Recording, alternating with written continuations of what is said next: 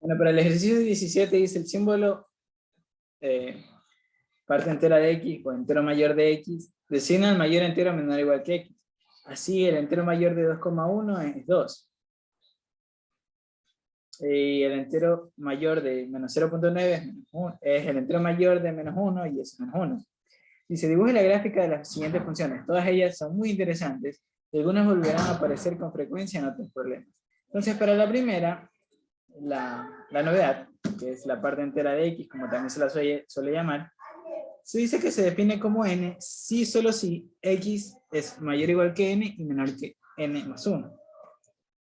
Prácticamente esta es la formalización de los ejemplos que ponen aquí arriba, ¿no? El 2,1 al ser menor que 3 y mayor o igual que 2 es igual a 2 en parte entera. Y el entero mayor de menos 0,9 al ser mayor o igual que menos 1, pero menor que 0, entonces el entero mayor de menos 0,9 es menos 1. Entonces, ¿esto qué quiere decir? Que esta función siempre nos devolverá un número entero. Entonces, entre dos enteros, n y n más 1, cogerá el entero, como dice bueno, una manera más fácil de decirlo es el mayor entero menor o igual que x. ¿Ok? Entonces, entre un intervalo, por ejemplo, de dos enteros consecutivos, n y n más 1, siempre valdrá el entero menor, más cercano. Por ello, su gráfica sería así. Para valores entre 0 y 1, sin incluir el 1, aquí me falta especificar. Por ejemplo, un medio, el entero mayor de un medio es 0. ¿Por qué? Porque se coge el más bajo. Sin embargo, para los enteros siempre vale el valor que indica el número. Por ejemplo, el entero mayor de 1 es 1 mismo. Entonces, esta función es abierta por la izquierda y cerrada por derecha. El entero mayor de 2 es 2 mismo. El entero mayor de menos 1 es menos 1 mismo. El entero mayor de menos 2 es menos 2 mismo. Y así sucesivamente, ¿no? Entonces vemos que, en efecto, como se espera, esta función tiene un comportamiento tipo escalera. ¿Ya? Ahora, viendo esto, vamos a la función 2, que es x menos parte entera de x. Entonces vemos que si x es un número mayor o igual que 0, x puede escribirse como un número natural más una parte decimal, que es un número entre 0 y 1. Aquí esta notación de 0, 1 también se puede escribir así, ¿verdad? Abierto en 0, perdón, cerrado en 0 y abierto en 1. Entonces todo número puede separar su parte natural, todo número positivo puede separar su parte natural y su parte decimal, eso es lo que dice aquí. De ello no requiere una demostración porque ya sabemos que es así, ¿no? Entonces, como aquí lo he marcado, un número es igual a su parte entera más su parte decimal. Como el número es mayor o igual que 0, además de ser n un número entero, puede especificar y ser más explícito y decir que pertenece a los naturales o es el 0. La parte decimal es un número que está entre 0 incluyendo y el 1 sin incluir. Ahora, luego, la parte x menos su parte entera será por definición n más d menos la parte entera de n más d. ¿Cuál es la parte entera de n más d? Como la misma nombre lo dice, la parte entera. Cuando es un número positivo, siempre es la parte entera sin tomar el decimal. Por ejemplo, en 2.1 es 2, en 4.8 es 4. Siempre es como que quitamos siempre como que nos quedamos con el número entero nomás, cuando el número es mayor o igual que 0. Entonces, la parte entera de x será n mismo, porque n es la parte entera, ¿no? Entonces, esto sería n más d menos n, y vemos que nos da el número decimal, es decir, x menos parte entera es un número que está entre 0 y 1. Ahora, si x es un número menor que 0, y si x es un entero, su parte entera es igual a el mismo número, ¿no? De allí que x menos parte entera es igual a 0. Pero si no, x puede escribirse como n más d, ahora con n un entero negativo. Por ejemplo, menos 1.5 lo puedo escribir como menos 1, más una parte decimal que está entre 0 y 1, que es 0.5. Y aquí, notemos que aquí ya no he incluido el 0 en el intervalo. ¿Por qué?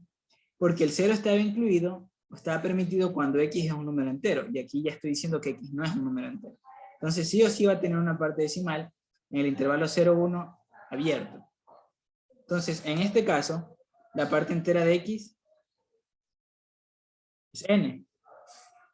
De manera que x menos parte entera, ¿a qué va a ser igual? A n más d menos n. Y vemos que de nuevo nos da d. Es decir, de nuevo lo que nos queda es la parte entera, que es un número entre 0 y 1. Entonces, por lo tanto, la gráfica, ¿cómo sería? Entonces, x menos parte entera nos da, vemos que nos da la parte decimal. Es decir, si yo tomo, si yo evalúo f en d, que son los números que están entre 0 y 1, me ha de dar d. Es decir, esta función es además periódica, porque sin importar, porque lo que valga la función entre 0 y 1, lo vale entre 1 y 2, entre 2 y 3, porque los decimales, entre cada par de números siempre se van a repetir, ¿verdad? Entonces, basta graficar nomás la parte entre 0 y 1 y darse cuenta que la función en 0 vale 0, en 0.5 vale 0.5, ¿verdad? Es decir, la gráfica entre 0 y 1 es la identidad prácticamente, es esto. Y ahí dice, ah, ya, entonces entre 1 y 2 hay exactamente los mismos decimales que yo esperaría entre 0 y 1. Entonces el comportamiento de la gráfica va a ser el mismo. Ahora la pregunta aquí, en los enteros, ¿aquí esto se incluye o no se incluye? Bueno, veamos pues. ¿Cuánto vale f en 1? Vale 0. Ah, ya. En cada entero la función vale 0. Es decir, aquí es cerrado. Aquí es abierto. Aquí es abierto y aquí es cerrado. Y este comportamiento es periódico, es decir, se repite en todo el eje X.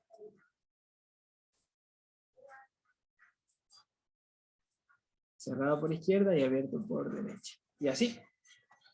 Ahora dice, la raíz de X menos parte entera. Y para ello vamos a requerir de esto. Recordemos que cuando nosotros tenemos, aquí podemos hacer una analogía.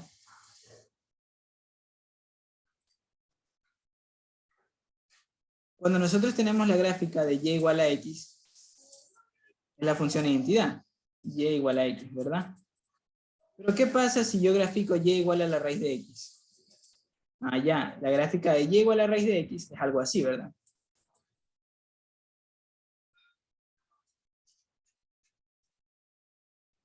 Que justo toca aquí en 1. ¿Qué quiere decir eso? Ah, ya. Como aquí tengo la identidad entre 0 y 1, es decir, entre 0 y 1 tengo la gráfica y igual a X, al sacar la raíz de eso, porque la siguiente, el siguiente ejercicio nos pregunta la raíz de X menos parte entera, entonces eso va a ser una curva así mismo, ¿ya? Tal y cual el bosquejo de la comparación entre y igual a X y y raíz de X. Ah, pero el comportamiento es periódico, quiere decir que aquí también va a ser así, aquí también va a ser así. Pero eso ¿para qué función? Para y igual a X menos, la raíz de X menos parte entera.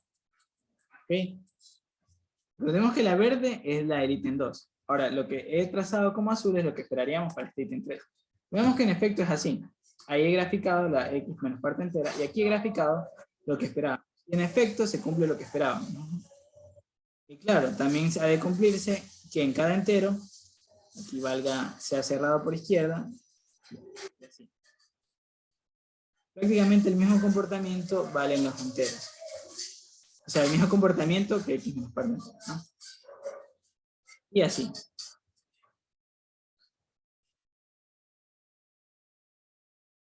Ya. Perfecto.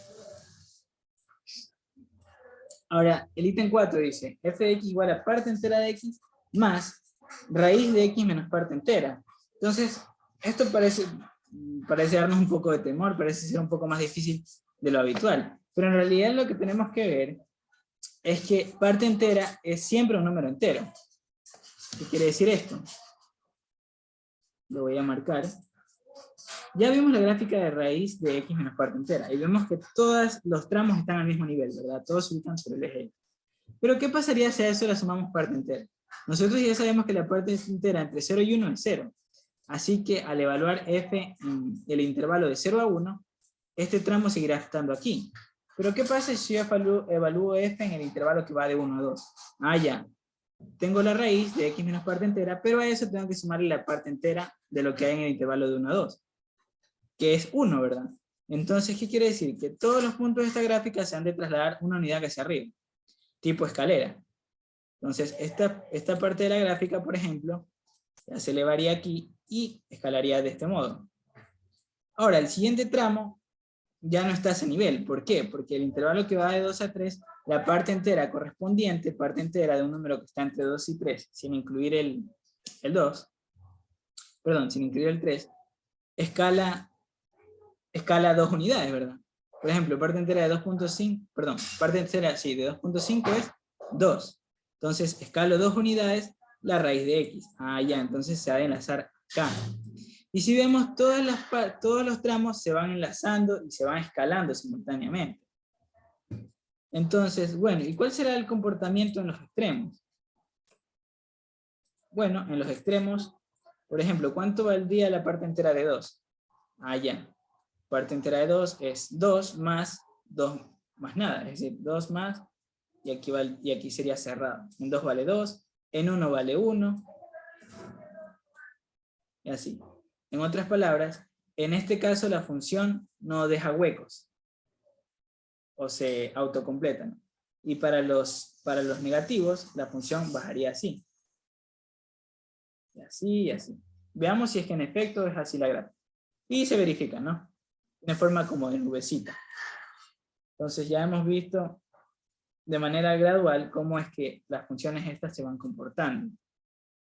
Ahora el ítem 6 dice, parte entera de 1 sobre x. Para ello debemos apoyarnos primero en lo que sería la función del argumento, que es 1 sobre x. Tiene esta pinta, tiene esta apariencia, que ya fue dada por el mismo autor en el libro. Pero, ¿qué nos dice la función parte entera? Ah, ya, una función que da saltitos dependiendo del rango de valores.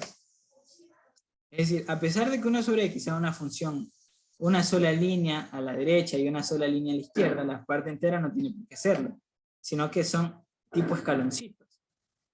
Y adopta el mismo comportamiento del argumento, es decir, si de aquí la función es decreciente, la función parte entera de eso también será decreciente.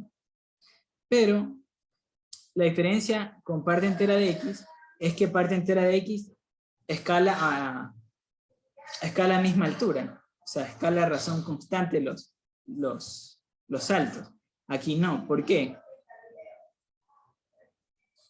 O sea, la función parte entera en efecto me va a devolver números el 1, el 2, el 3, pero los escalones en anchura no miden lo mismo, porque la función no crece a razón constante, sino que cada vez que nos acercamos al 0, la función crece más rápido. Entonces esperaríamos, por ejemplo, que para números muy cercanos, muy lejanos, que vemos que la función como que va frenando su crecimiento o va decayendo, haga líneas más largas. Pero a medida que nos acercamos al 0, de este modo, las líneas, los trocitos, fuesen cada vez más chiquitos, más chiquitos, más chiquitos, y siempre hacia arriba. Por la parte izquierda, en cambio, esperaríamos líneas largas a medida que nos acercamos a menos infinito, y a medida que nos acercamos a 0 por izquierda, también esperaríamos que las líneas fuesen más chiquitas, más chiquitas, más chiquitas, y hacia abajo. Y vemos que en efecto, ese comportamiento tiene la función parte entera. Son como escalones que cada vez se hacen más diminutos, ¿no? ¿Ya? Ahora, f de x igual a 1 sobre parte entera de 1 sobre x. Entonces, para ello veamos que la función parte entera de 1 sobre x, por ejemplo, cuando nos acercamos a 0 por la derecha, va creciendo. Pero si hacemos 1 sobre parte entera de 1 sobre x, ya es lo recíproco, es decir, ya no va creciendo, sino que tiene que ir decreciendo, ¿no? O eso esperaríamos. Es decir, para puntos cercanos del 0, la función tiene que ser pequeña. Y para puntos que cada vez se hacen más grandes a la derecha, ahí sí la función tiene que ir creciendo. Entonces la función de izquierda a derecha crece. Es así. Un momento, ratito. Y fijémonos algo de más. Que 1 sobre parte entera, cuando x hace un número muy grande, 1 sobre x hace un número muy pequeño. ¿Verdad? Se hace un número muy pequeño. Y 1 sobre parte entera de 1, 1 sobre x hace un número muy pequeño, ¿verdad? Entonces la parte entera de 0.5, por ejemplo, ¿cuánto es? 0. Y 1 sobre 0 no está definido. ¿Qué quiere decir esto? Que cuando nosotros consideremos 1 sobre parte entera de 1 sobre x, esto no siempre va a estar definido. Para ser específicos, si 1 sobre x es un número entre 1 y 0, esta función no está definida. Entonces la función es algo así, una función creciente, con escaloncitos, que a la izquierda de menos 1 son más largos, a medida que se aproximan al 0, o sea, se encogen, y a medida que crecen, se van haciendo más anchos. Pero veamos que para 2, por ejemplo, no está definido. ¿Por qué? Porque parte entera de 1/2 es 0. 1 sobre 0 no está definido. Entonces, hasta 1 la función está definida. Y desde menos infinito hasta 1, ¿no? Entonces, esto ha sido el ejercicio. Muchas gracias.